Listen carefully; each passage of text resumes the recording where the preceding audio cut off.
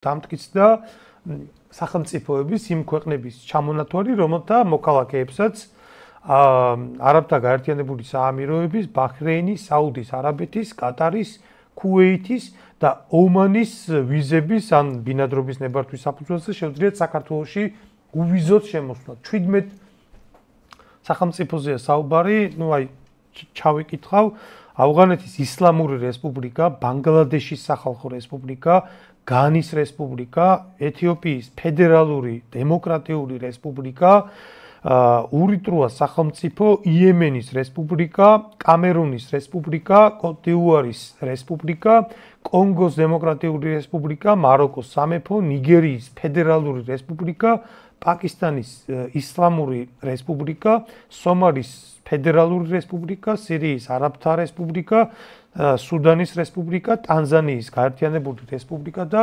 უგანდის რესპუბლიკა, ეს სახელმწიფოებია, პრაქტიკულად მთელი აფრიკა და მან უნდა ისიც შესწორება შევიტანო, რომ მაგ ქვეყნებთან საქართველოს უვიზო მიმოსვლა უკვე ჰქონდა.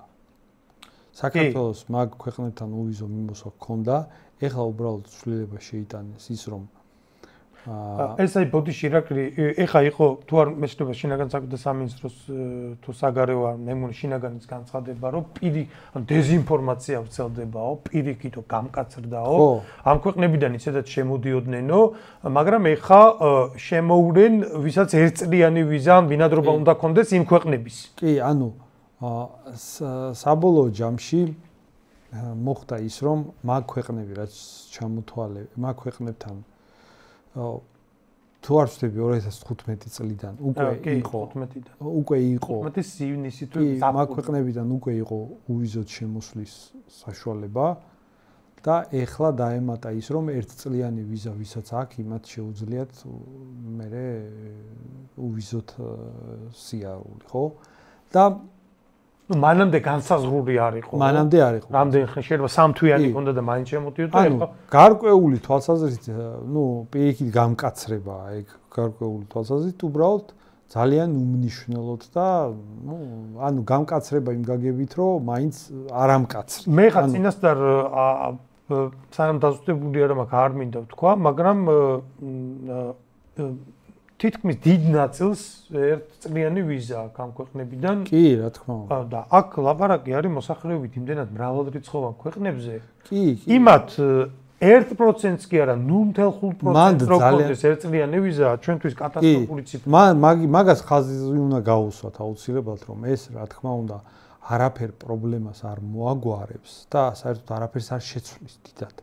უბრალოდ ეს ფორმალურად გამკაცრება არის იმ გაგებით, რომ ეხლა ასე რომ იმას აქნან, ეხლა რაღაც ქართულ ოცნებას როგორც უყვარს, ხო იცი, რაღაც იურიდიულ საკითხებში რომ გადაიყვანოს და ადამიანები ნაკლებად რო ერკვევიან ისეთ საკითხებში რომ გადაიყვანოს ეს ყველაფერი, ხო? ფორმალურად მათ გაამკაცრეს ეს ყველაფერი, მაგრამ ეს ისეთი პირობა გაამკაცრეს, რომ რაღაც დიდ შედეგს, დიდ ცვლილებას და დიდ პრობლემის მოგვარებას არ გულისხმობს. პრობლემის მოგვარება იქნებოდა 2015 წლის ივნისის დადგენილების გაუქმება. ანუ რატო უნდა გულისხმობდეს საქართველოში შემოსვლის უფლებას ავტომატურად თუ ვიღაცას ბაჰრეინის ან საუდის არაბეთის ვიზა. საქართველოში შემოსვლა, ბინადრობის უფლება და საერთოდ ბიზნესის დაწყება და ამ შემდეგ უნდა იყოს გამკაცრებული. საქართველოში არის ძალიან სერიოზული დემოგრაფიული პრობლემა და ეს შემოდინება კიდევ უფრო ამძაფრებს დემოგრაფიულ პრობლემას, კიდევ უფრო კატასტროფულს ხდის ამ ყველაფერს და ეს აუცილებლად არის ზომები, მისაღები, საქართველოს კანონმდებლობა არის გასამკაცრებელი აი ამ შემოდინების საპასუხოდ. არ შეიძლება ასეთი უკონტროლო შემოდინება, როგორც ეხლაა და ის რომ რაღაცა ფორმალური რაღაცები კეთდება, ეგ არის არა პრობლემის რეალური მოგვარება, ეგ ჩემი აზრით არის რაღაც პოპულისტობა და ყოველ შემთხვევაში ეგ შედეგს არ მოაგვარებს და შეიძლება ვიღაცები გამოვიდნენ და თავი მოიწონონ, რომ ვითომ პიარულად უკვე განცხადებებს აკეთებენ. გამკაცდა და ეს არაფერს არ შეცვლის. ჩვენ ვხედავთ, რომ ამოქმედდა თუ არა პაკისტანთან უვიზო მიმოსვლა და ეს რაც ეხა ხდება, ეს ბოლო საწყისი ეტაპია, ჩვენ ვხედავთ, რომ უკვე შეიქმნა პრობლემები.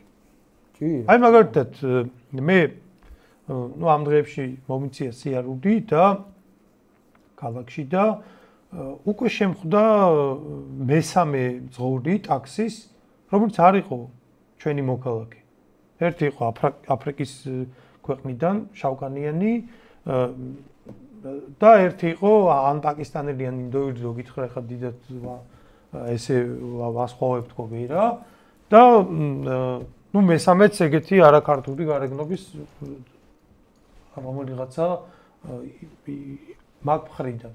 ხო. უკვე დაახლოებით, რავი, 7-8 ჯერ მომიწია ტაქსით მგზავრობა და აქედან 3 ამ ყველაფერს მიტანის სამსახურზე ლაპარაკი არა. კი, მიტანის სამსახური თითქმის მთლიანად უკვე არაქართული ჩანაცვლდა ქართველები და საერთოდ ამ ყველაფერს ემატება ისიც, რომ ძალიან არის მომატებული საქართველოსდან წასვლა აი ქართველებში ეგ განწყობა რომ აი საქართველოსდან უნდა წავიდეს ესეც ძალიან მომატებულია ეს განწყობა და ეს მიდგომა ძალიან ბევრი მიდის აქედან და ამ ქვეყანაში ცხოვრების და აშენებას და რაღაც კარიერის შენების ნაცვლად ცდილობს სხვაგან იპოვოს რამე გამოსავალი და თავისთავად ცხადია ეს ყველაფერი ერთმანეთზე მატება და ეს ყველაფერი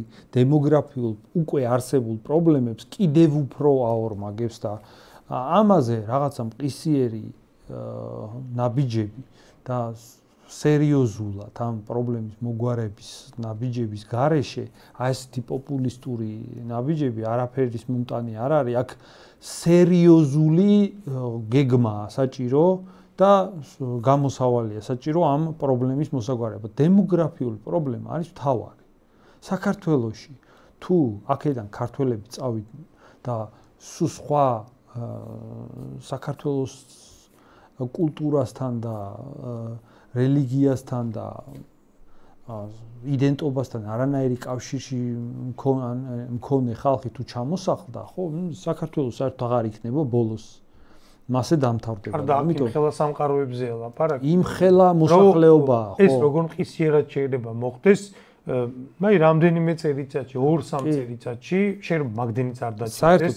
უკონტროლო მიგრაციის, ეხლა პაკისტანი არის 200 მილიონზე მეტი. საერთოდ მე მაგის მეშინია, რომ საქართველოში ყველა იმდენად მხოლოდ ფულის კეთებაზეა გადართული და ნაკლებად უფიქრდება, აი თავის პირადული ფინანსების გარდა სხვა რაღაც საკითხებს იმდენად ნაკლებად უფიქრდება, რომ მე იმის მეშინია, რომ ეგეთი პრობლემები უცბად იმდენად სავალალო მდგომარეობამდე მივა, რომ მე ვიღაცა რო დაფიქრდება, იმიტომ რომ გამოსწორების შანსი არ იქნება. ხო, იმიტომ რომ დაფიქრდება, რომ უკვე კატასტროფას მიაღწია, მე გვიანია ეს ყველაფერი და ხომ შეიძლება, რომ ამ ქვეყანაში რაღაცა პრობლემებზე წინ სწრებით, საერთოდ პრობლემა არც მოვიყვანოთ.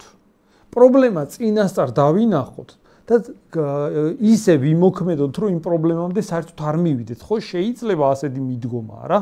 და აი ეს არის გასაკეთებელი, რომ ეხლა დემოგრაფიული პრობლემა სახეზეა, უკვე კატასტროფას უახლოვდებით და ეხლაც რომ ვიღაცეები ამაზე არ ფიქრობენ, მე არ ვიცი სხვა რა. მაგ მიდგომით და სხვათა შორის ეხლა სოციალურ ქსელებში თუ ადევნებდი და ქართული ოცნების ეს ჯგუფებიც გააქტიურეს ეხლა, რომლებიც ვითომ აგრესიულები არიან იმ ხალხის მიმართ, რომელიც ეხლა 17 აპრილის დადგენილებაზე, ვისაც არ მოწონს ეს, ხო? რატომ უნდა მომწონდეს? ეხლა მთელი აფრიკა აქ შემოვიდეს, არაფერში არ მჭირდება, მომწონს კი არა, მაგის წინააღმდეგი ვარ კატეგორიული, ხო და რა თქმა უნდა, ვაკრიტიკებ კი არა, ყოველთვის გავაკრიტიკებ მაგაზე ხელისუფლებას და ქართული ოცნების ეს დაქირავებული და ზოგი დაქირავებული არ არის, მაგრამ ზოგს იმედი აქვს, რომ დაქირავებული გახდება მომავალში. ნიშანს აძლევს, რომ აგერ მეც ვარ და ცოტა მეც გადმომიგდე და ორზე დგას და ნერწყვი მოსდის, ხო? აი ეგეთი ხალხი რო აქტიურობს, მაგ ყველაფერს ქვეყანა მიყავს საერთოდ ნებისმიერ პროცესში არსებობს რაღაცა წერტილი, საიდანაც მე უკან ვერ დაბრუნდები. ჯერ საბედნიეროდ მაგამდე არა ვართ, მაგრამ არც ბევრი გვიკლია. რაღაცის მერე ჩვენ ამ პრობლემებზე არც ვისაუბრებთ, მაგრამ რომც ვისაუბროთ აზრი არ ექნება, იმიტომ რომ აი როგორც დაგვიანებულ მკურნალობას დიდხანს რო არ მიდის ადამიანი ექიმთან და მერე რომ მიდის და ექიმი რო ეუბნება რომ დაგვიანებულია და სამწუხაროდ მედიცინა უძლურია, ხო? აი მაგამდე რომ მივალთ, მე მაგაზე გინდი საუბრე, გინდა რა, მაგრამ საბოლოოდ იქამდე მიხვალ რომ მაგაზე მოსაუბრეც აღარავინ აღარ დარჩით. კი ბატონო, საერთოდ ესეთი პრობლემები არის, რაც мотивაციას გვაძლევს რომ პოლიტიკურად აქტიურები ვიყოთ. ის რომ ასეთი პრობლემები არსებობს და სხვა გამოსავალს ვერ ხედავთ გარდა იმისა, რომ ამ პრობლემის გადაჭრაზე რამე საერთოდ ჯერ რომ ეს პრობლემა გაჟღერდეს, ამ პრობლემაზე რომ ვინმე მილაპარაკოს და მე ამ პრობლემის რეალური გადაჭრის პროცესი დაიწყოს, სხვა გზას უბრალოდ ვერ ხედავთ. ის რომ საქართველოში ომის საფრთხეზე, ომში ჩართვის საფრთხეზე არავინ არ ლაპარაკობდა და ჩვენ ვილაპარაკეთ. ხო ფაქტია, რომ მაგ ლაპარაკმა რაღაც შედეგი გამოიღო და ის რომ ჩვენ დღეს ომში არ ვართ და ჩვენ რომ მშვიდობა შევინარჩუნეთ, ამაში რაღაცა წვლილი შევიტანეთ, ხო? ამიტომ რაღაცა რეალური პრობლემები რაც არის ამ ქვეყანაში, იმ პრობლემების გამოსწორებისთვის, გამოხმაურება, ზოგადად მაგ პრობლემებზე საუბარი არის ძალიან მნიშვნელოვანი პროცესი. ახლა მაგალითად ჩვენი ტელევიზიაც მაგას ემსახურება. მაგისთვის დებთ უზარმაზარ ძალისხმევას, რომ იარსებოს ტელევიზიამ, რომ ესა თუ ის პრობლემა გაჟღერებადი იყოს ამ ტელევიზიაში. ამიტომ